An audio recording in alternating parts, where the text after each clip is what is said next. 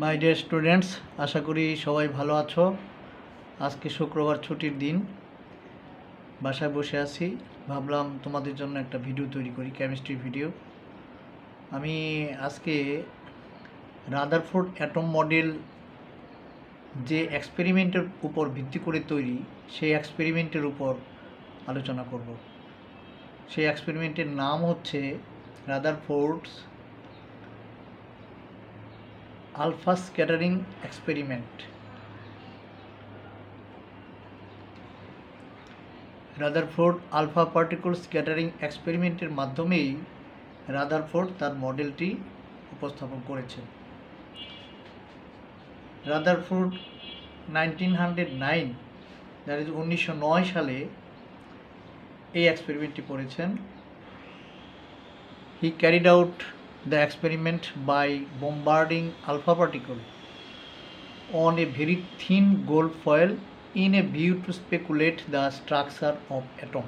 আমি এখানে লিখেছি, দেখো, in 1909 Rutherford carried out an experiment by bombarding alpha particle on a very thin gold foil in a view to speculate the structure of atom.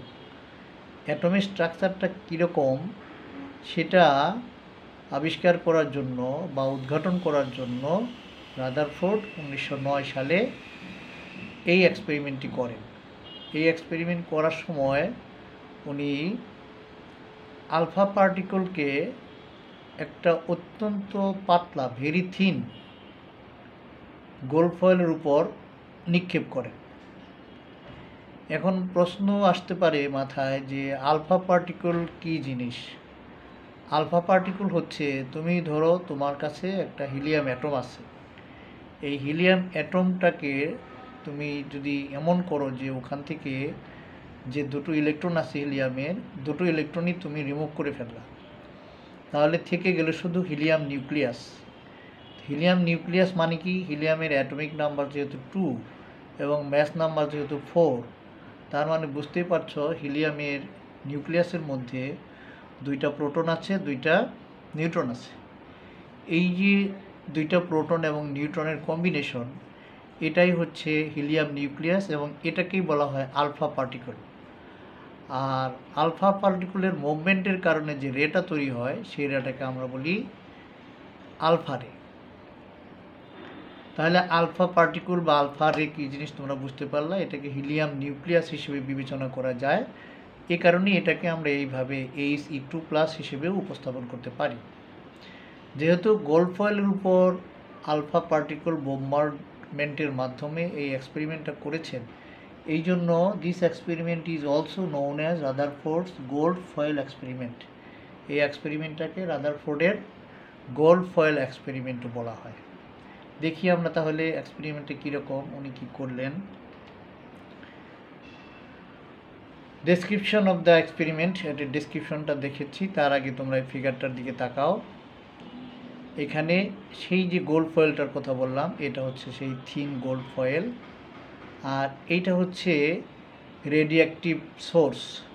Alpha particle produce করার জন্য এখানে radium রেখে দেওয়া আছে। এই রেডিয়াম থেকে আলফা পার্টিকল প্রডিউস হবে। এই গোল্ড ফয়েল আর radioactive source, that is alpha particle সোর্সের মাঝখানে একটা লেড প্লেট থাকে। লেড প্লেটের মাঝখানে একটা ছিদ্র থাকে, একটা হোল থাকে। এই হোল দিয়ে আলফা পার্টিকেলগুলো এই গোল্ড ফয়েলটাকে হিট করবে। এই যে গোল্ড ফয়েলটা বলছিলাম ভেরি থিন, এইটার থিকনেসটা দেখো, ইট ইজ অ্যাকচুয়ালি 2100 অ্যাংস্ট্রম। এটাকে আমি সেন্টিমিটারে কনভার্ট করে দিয়েছি। ইট ইজ 2.1 × 10⁻⁵ সেন্টিমিটার হচ্ছে এই গোল্ড ফয়েলের থিকনেস। এই গোল্ড ফয়েলের চারিদিকে একটা সার্কুলার স্ক্রিন তৈরি করা হয়েছে, স্ক্রিন সেট আপ করা হয়েছে, যার ভিতর দিকে জিঙ্ক সালফাইডের লেয়ার দেওয়া আছে। জিঙ্ক সালফাইডের একটা কোটিং এই সার্কুলার যে স্ক্রিনটা, এর ভিতরে লেয়ার দেওয়া আছে, কোটিং করা আছে। জিঙ্ক সালফাইড দিয়ে কেন কোটিং করা হলো? এর উদ্দেশ্য হচ্ছে যে আলফা পার্টিকল যদি এই সার্কুলার যে স্ক্রিনটা এর গায়ে হিট করে, জিঙ্ক সালফাইডের সাথে যখন এটার কলিশন হবে, হিলিয়াম নিউক্লিয়াসের, তখন ওইখানে একটা ব্রাইট ফ্ল্যাশ তৈরি হবে, মানে স্পার্কিংয়ের মতো মনে হবে, বোঝা যাবে যে ওখানে হিট করছে। এই জন্যেই উনি এরকম করে একটা সার্কুলার স্ক্রিন তৈরি করেছে, যার ভিতরে জিঙ্ক সালফাইডের লেয়ার দেওয়া আছে। উদ্দেশ্যটা কি, যে আলফা পার্টিকেল যদি এই গোল ফয়েলটাকে পাস করে যেতে পারে তাহলে পিছন দিকে আমরা ফ্ল্যাশটা দেখতে পারবো, আর যদি পাস করে যেতে না পারে তাহলে পিছন দিকে আমরা কোনো ফ্ল্যাশ বা স্পার্কিং দেখতে পারবো না। এখন ওনার এই যে এক্সপেরিমেন্ট, এই এক্সপেরিমেন্টের অবজারভেশনটা কি, উনি কি দেখতে পেলেন এই এক্সপেরিমেন্ট করে, সেটা দেখো। Number 1, about 99% of alpha particles passed straight through the gold foil. এই গোল্ড ফয়েলের ভিতর দিয়ে 99% আলফা পার্টিকেল এই সোজা পথে চলে গেল। সোজা পথে গেল কতগুলো? 99%, 100টার মধ্যে 99টা। 99% আলফা পার্টিকেল কোন পথে গেল? এই সোজা পথে এইখানে স্ট্রাইক করতে লাগলো। Only a few of them were deviated from their straight path. অল্প কিছু আছে যেগুলো তাদের স্ট্রেট পাথ থেকে ডেভিয়েশন হলো, কেউ বাম দিকে গেল এরকম, কেউ ডান দিকে গেল, কেউ আবার কিছুটা পিছন দিকে বেন্ডিং করে চলে আসলো। এই সংখ্যাটা খুবই কম। 3 number, very few alpha particle 1 in 2000 return straight back. খুব অল্প পরিমাণ, 20,000-এর মধ্যে একটা, 1 out of 20,000, 20,000-এর মধ্যে একটা যে পথে যাচ্ছিল ঠিক সেই পথে আবার ব্যাক করে আসলো। এই 3টে অবজারভেশন আমি আবার একটু বলি তোমাদের ক্লারিফিকেশনের জন্য। প্রথম অবজারভেশন হচ্ছে most of the alpha particles, that is 99% of the alpha particles pass straight through the gold foil, এইভাবে সোজা চলে গেল। Only a few of them were deviated from their straight path. অল্প কিছু আলফা পার্টিকেল অর আলফা রে তাদের straight প্যাথে না গিয়ে ডানে বামে বেঁকে গেল। And very few, that is 1 in 2000 alpha ray return straight back, সোজা পিছন দিকে ফিরে আসলো মাত্র 20,000-এর মধ্যে একটা।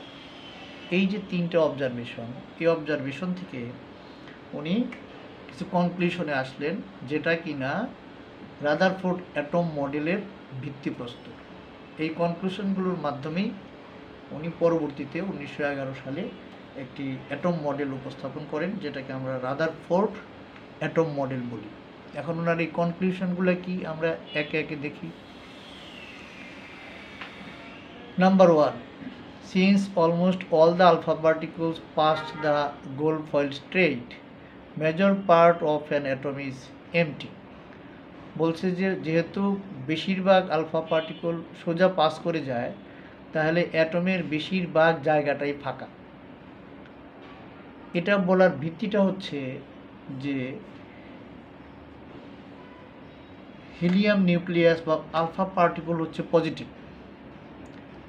আর প্রোটন যে জিনিসটা এটাও পজিটিভ। এই প্রোটন যদি সারা অ্যাটমে ছড়ানো ছিটানো থাকতো তাহলে বেশিরভাগ আলফা পার্টিকেল ওই পজিটিভ প্রোটনের সাথে হিট করে ব্যাক করত, কারণ প্রোটনও পজিটিভ আবার আলফা পার্টিকেলও পজিটিভ, এটা বেশিরভাগই ব্যাক করত। যেহেতু বেশিরভাগই স্ট্রেট চলে যেতে পারছে, অল্প কিছু মাত্র ডেভিয়েট হচ্ছে, এই জন্যই উনি ধারণা করলেন যে এই যে পজিটিভলি চার্জড যে পার্টিকেলটা বা পার্টিকেলগুলো, এগুলো খুব ছোট্ট একটা জায়গার মধ্যে কনফাইন্ড হয়ে আছে, ছোট্ট একটা জায়গার মধ্যে একত্রে জড়ো হয়ে আছে, এবং অ্যাটমের বেশিরভাগ অংশই ফাঁকা, যেখানে কোনো পজিটিভ চার্জ নাই। সেই ফাঁকা জায়গা দিয়ে আলফা পার্টিকেলগুলো নির্বিঘ্নে সোজা চলে গেছে। Number 2 conclusion, since a few of the positively charged particles are deflected through some angles and a very few of them turn back in their opposite paths, there should exist a positively charged body which repels positively charged alpha particle. কি বলছে? বেশিরভাগ যেহেতু সোজা চলে যাচ্ছে এবং অল্প কিছু পিছন দিকে ফিরে আসছে এবং অল্প কিছু এদিক ওদিক বেঁকে যাচ্ছে, সুতরাং অবশ্যই একটা পজিটিভ চার্জ ওখানে আছে, যেটার সাথে কলিশন হয়ে ওটা স্ট্রেট ফেরত আসছে। যদি পজিটিভ চার্জ জাতীয় কিছু না থাকতো তাহলে স্ট্রেট ফেরত আসতো না। এবং ওই যে ম্যাসিভ পজিটিভ চার্জ পার্টিকুল যে অংশটা, ওই অংশটা যেটাকে আলফা পার্টিকুল হিট করে ডিরেক্ট ব্যাক ডিরেকশনে ফেরত আসছে, সেই ম্যাসিভ পজিটিভলি চার্জ পার্টিকুলটারই নাম দিলেন উনি নিউক্লিয়াস। এবং এইভাবে উনি নিউক্লিয়াস আবিষ্কার করলেন। 3 নম্বর কনক্লুশন হচ্ছে, returning back of alpha particles in opposite direction suggests that the nucleus is heavy where all the masses and positive charges are concentrated in a small region. Alpha particle also a heavy particle. It is containing 2 protons and 2 neutrons. এই alpha particle যেহেতু পিছন দিকে back করেছে, নিশ্চয়ই যে নিউক্লিয়াসটাকে hit করে পিছন দিকে ব্যাক করেছে সেটাও একটা ম্যাসিভ পার্টিকেল।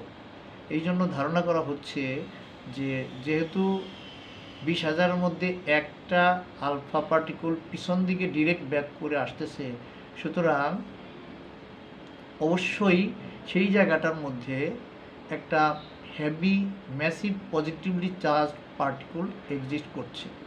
সেই হেভি ম্যাসিভ পজিটিভলি চার্জ যে পার্টিকেলটা, ওটাকেই উনি নাম দিয়েছেন মূলত nucleus. Then from the observation conclusion 4, from the number of alpha particles deviated from their paths, Rutherford found out the diameter of an atom is 10 to the power minus 8 centimeter, while that of nucleus is 10 to the power minus 13 centimeter. So the size of nucleus is very small in comparison to the size of atom.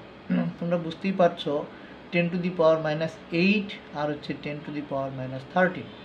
নিউক্লিয়াসটা তাহলে অ্যাটমের তুলনায় কত ছোট, 10 to the power minus 13, 10 to the power minus 8। তার মানে অ্যাটমের সাইজটা, ডায়ামিটারটা নিউক্লিয়াসের ডায়ামিটারের 10 to the power 5 Times বেশি।